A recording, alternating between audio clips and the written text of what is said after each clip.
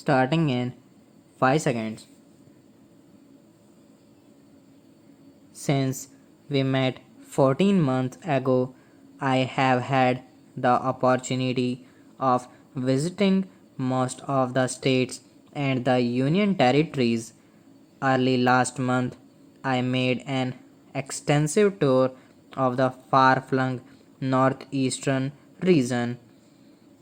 During the tours, I met a large number of people from all walks of life and also came into close contact with several units of our valiant defense forces serving in inhospitable borders area and at great personal sacrifice and hardship. These extensive tours over the length and breadth of the country have convinced me that our constitutional structure and the pillars that support it are perfectly sound. We can hopefully look forward to a bright and prosperous future provided we are able to maintain the unity and solidarity of the nation. For the first time in our history, the federal structure envisaged in our constitution has really come into its own. Ever since independence, one dominant party had provided the stability needed for our political system, and this was so till very recently.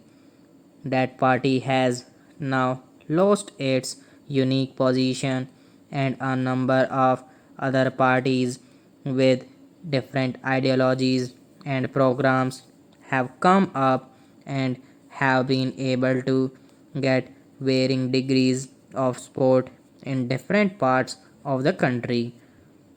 In some of the states, regional parties are in power. The overall political picture is thus extremely complex. It is a matter of satisfaction that the relations of all state governments with the central government are cordial and correct.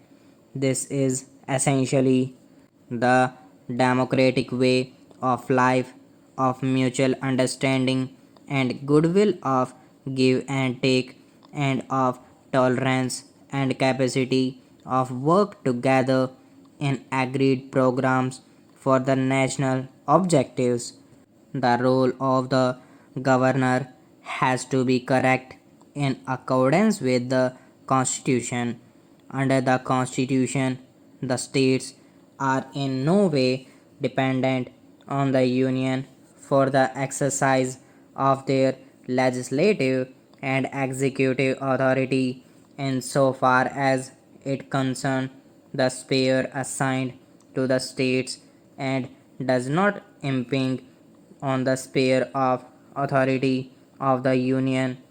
The center and the states are joint partners in national development.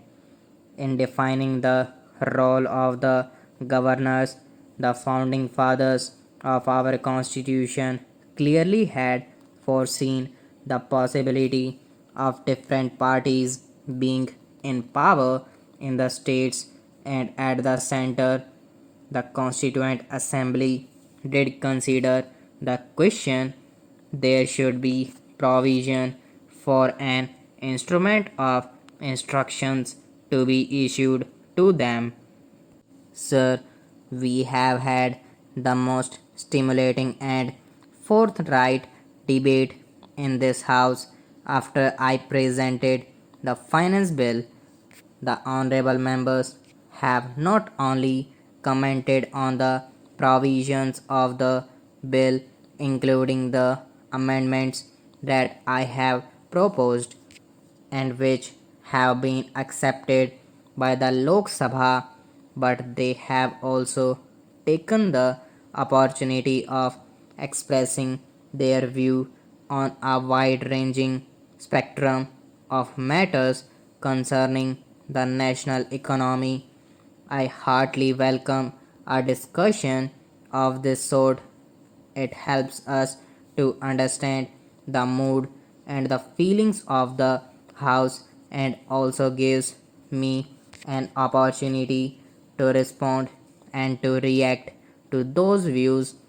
Sir, I must first of all with one point of criticism which was made by my honorable friends. They say that I have been pressurized and influenced by all sorts of lobbies outside the house, and I have adjusted and modified the finance bill as a result of that. Sir, I have great respect for this House and for Parliament, and indeed it is my duty to take into consideration whatever is said here. However, I do not think that it needs a very deep knowledge of democratic practice to understand that we are not the only persons who can give expression to the views of the people, the citizens, and the taxpayers. This might have been the philosophy of the previous government, which without hesitation suppressed popular expression and became a law unto itself. The present government's approach is different.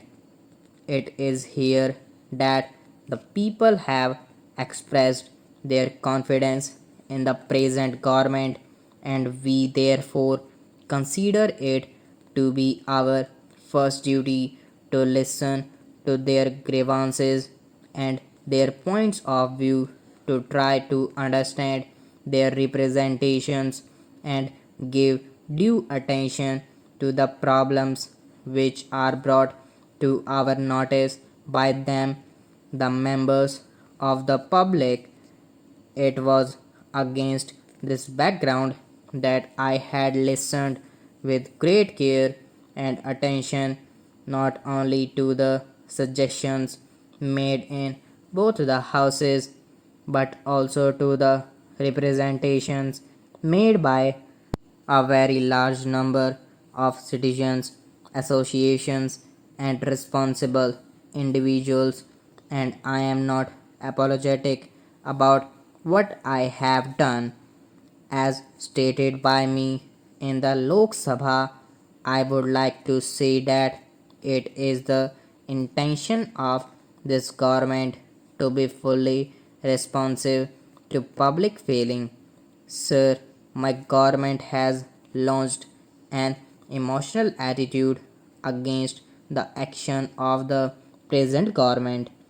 Sir, I have no intention of taking the lack of time in other things.